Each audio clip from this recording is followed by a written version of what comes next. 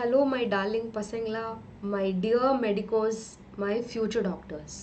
So, நம்ம NEET Tamil சேனலில் எப்போ என்னோட வீடியோஸ் கீழே ஒரு கமெண்ட் இருந்துச்சுனாலும் அதில் மெஜாரிட்டி ஆஃப் த கமெண்ட் ஒரு லைவ் போனானாலும் அதில் மெஜாரிட்டி ஆஃப் த கமெண்ட் என்னன்னா எல்லா பசங்களுக்குமே இருக்கிற ஒரு மிகப்பெரிய டவுட் விச் இஸ் நீட் 2024 உடைய சிலபஸ் ரெடியூஸ்ட் சிலபஸா, அதாவது இந்த என்சிஆர்டி புக்கோடைய ரிலேட்டடான அந்த சிலபஸா இல்லாட்டி நம்மளுடைய போன வெர்ஷன் ஆஃப் 2021-2022 என்சிஆர்டி புக்கோடைய சிலபஸா அப்படின்னு நிறைய பேருக்கு ஒரு டவுட். ஓகே, ஸோ அந்த டவுட் இனி யாருக்குமே இருக்கக்கூடாது, அதை கிளியர் பண்ணுறதுக்காக தான் இந்த ஸ்பெஷல் வீடியோ உங்களுக்காக.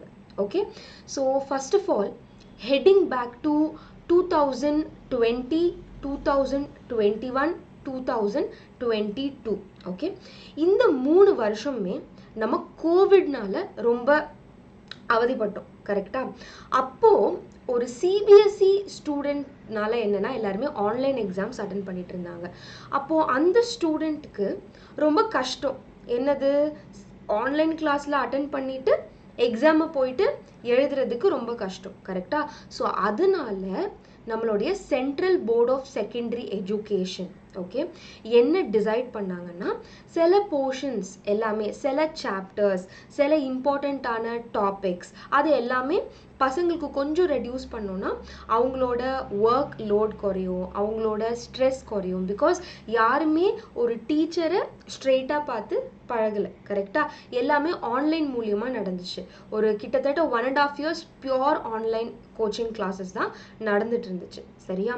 ஆனால் நீட் எக்ஸாமில் அந்த ரெடியூஸ்ட் சிலபஸ் இல்லவே இல்லை, ஃபுல் புக் தான் இருந்துச்சு. இது நம்மளுடைய Covid scenario. Okay, post Covid scenario என்னன்னா, அதாவது ஸ்பெசிஃபிக்கலி நம்மளுடைய 2023 சிலபஸில் பயாலஜி ஆகட்டும், ஃபிசிக்ஸ் ஆகட்டும், கெமிஸ்ட்ரி ஆகட்டும், நிறைய சாப்டர்ஸ் என்ன பண்ணியிருக்காங்க, ரெடியூஸ் பண்ணிட்டாங்க. ஓகே, இப்போ இந்த புக்கை எடுத்து பார்த்தோன்னா அதை நீங்கள் ஒரு 2021 புக்கோட கம்பேர் பண்ணிங்கன்னா இந்த 2023 புக்கோடைய சாப்டர்ஸ் எதுவுமே இருக்காது, கரெக்டாக? அதாவது இந்த 2021 புக்கோட சாப்டர்ஸ் எதுவுமே 2023 இருக்காது. அப்போது எல்லாருக்குமே ஒரு பெரிய டவுட், நம்மளுக்கு கோவிடில் பண்ண மாதிரி 2023 புக்கை ரெடியூஸ் பண்ணிட்டாங்க சிலபஸ், ஆனால் நம்மளுக்கு ஃபுல் சிலபஸ் இருக்குமா, பழைய புக்கில் இருந்த சிலபஸ் இருக்குமா? இதுதான் எல்லாருக்குமே ஆன doubt. Okay, first of all எப்போவுமே ஒரு விஷயம், சிலபஸை குறித்த விஷயம், நீட் எக்ஸாம் டேட் எப்போ அதை குறித்த விஷயம், இது எல்லாமே எந்த ஒரு வெப்சைட்டையுமே I don't want you all to trust. புரியுதா? என்ன நம்பாதீங்கன்னு சொல்லலை, நான் பேசிக்கான வெப்சைட்ஸ் எல்லாமே இருக்கும்ல, பேசிக்காக ஃப்ரெண்ட்ஸ் வந்து ஷேர் பண்ணுற மெசேஜஸ் இதெல்லாமே நம்பவே நம்பாதீங்க.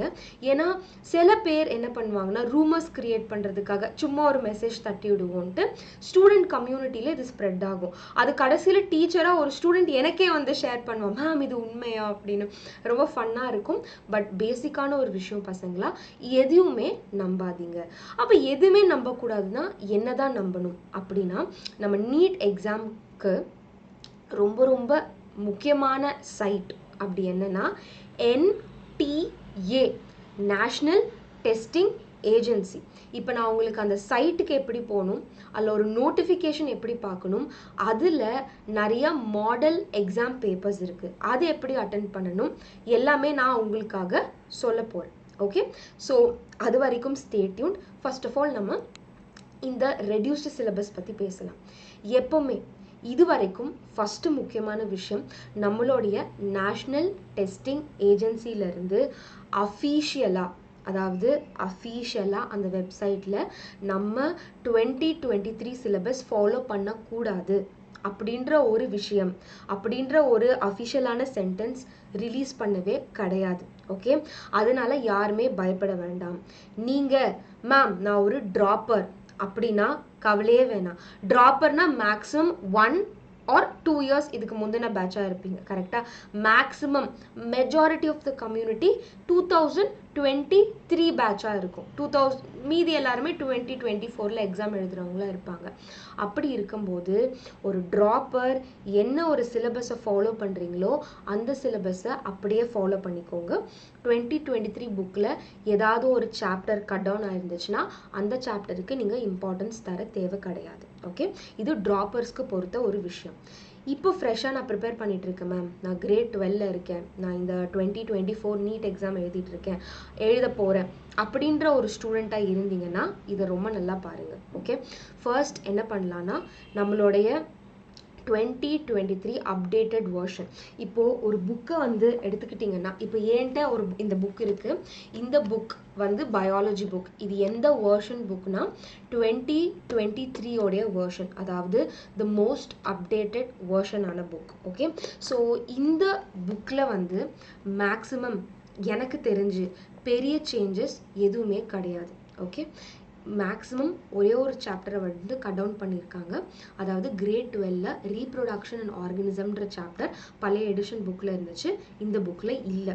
இது தவிர பெரிய மெஜாரிட்டி ஆஃப் த சேஞ்சஸ்ன்றது 2022 புக்குக்கும் இந்த 2023 புக்குக்கும் எனக்கு தெரிஞ்சு எந்த டிஃப்ரென்ஸுமே இல்லை, being a biology teacher. Okay, நான் ஸ்டேட் போர்டுக்கு ஹேண்டில் பண்ணியிருக்கேன், என்சிஆர்டிக்கு ஹேண்டில் பண்ணியிருக்கேன். ஸோ பெரிய சேஞ்சஸ் எதுவுமே கிடையாது. ஓகே, அது மட்டும் இல்லாமல் ஃபிசிக்ஸ்லையும் கெமிஸ்ட்ரிலையும் சில டாபிக்ஸ் எல்லாமே டெலீட் ஆகிருக்கு, சில சாப்டர்ஸ்.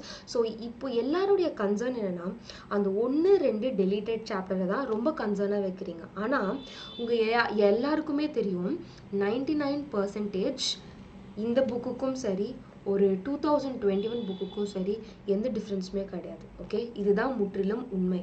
ஒரு என்சிஆர்டி ஓகே சென்ட்ரல் போர்ட் அவ்வளோ சீக்கிரமாக ஒரு போர்ஷன்ஸ் ஆகட்டும் ஒரு ஃபுல் புக்கையும் மாற்றிடவே மாட்டாங்க. Okay, it is a gradual change. ஒரு சாப்டரில் ஏதாவது மாடிஃபிகேஷன் பண்ணுறது, ஒரு குட்டி டாப்பிக்கில் ஏதாவது மாடிஃபிகேஷன் பண்ணுறது, இதுதான் பண்ணுவாங்க. ஓகே, இப்போ நம்ம ஸ்ட்ரெயிட்டாக will come in to the content. அப்போ என்னதான் ஃபாலோ பண்ணலான்னா, ஐ request all my medico students to follow நம்மளுடைய 2023 version book. Okay, latest edition 2023 follow பண்ணுங்கள். பயாலஜிக்கு மட்டும் கிடையாது, ஃபிசிக்ஸ்க்கும் சரி கெமிஸ்ட்ரிக்கும் சரி எதெல்லாம் டெலீட்டட் போர்ஷன்ஸோ அது தயவுசெய்து விட்டுருங்க. ஓகே, இதில் எந்தெந்த சாப்டர் இல்லையோ அந்த சாப்டர்லாம் படிக்க தேவையில்லை, இல்லை எந்தெந்த சாப்டர் இருக்கோ அது மட்டும் படிக்கலாம். இன்னொரு விஷயம் சொல்லிடுறேன், என்டிஏலேருந்து அஃபீஷியலாக 2023 புக் மட்டும்தான் ஃபாலோ பண்ணணும் நீட் எக்ஸாமுக்குன்னு நோட்டிஃபிகேஷன் வரல. பேசிக்கான ஒரு விஷயம் பார்த்தோன்னா என்டிஏன்றது நேஷ்னல் டெஸ்டிங் ஏஜென்சி.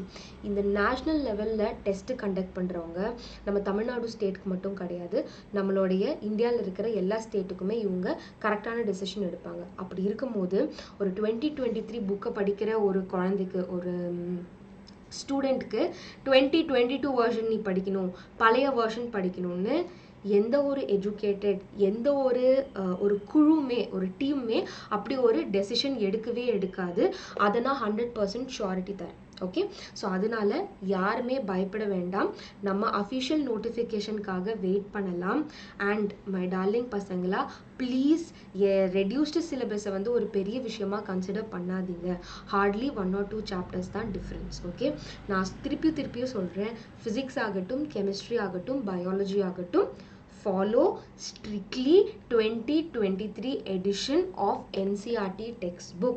நம்ம NCERT textbook line by line படித்தாலே சூப்பராக நம்ம வரலாம். ஓகே, அது மட்டும் இல்லாமல் top 5 books of every NEET aspirant, ஃபிசிக்ஸ்க்கு கெமிஸ்ட்ரிக்கு பயாலஜிக்கு நான் கூடிய சீக்கிரம் போஸ்ட் பண்ண போகிறேன்.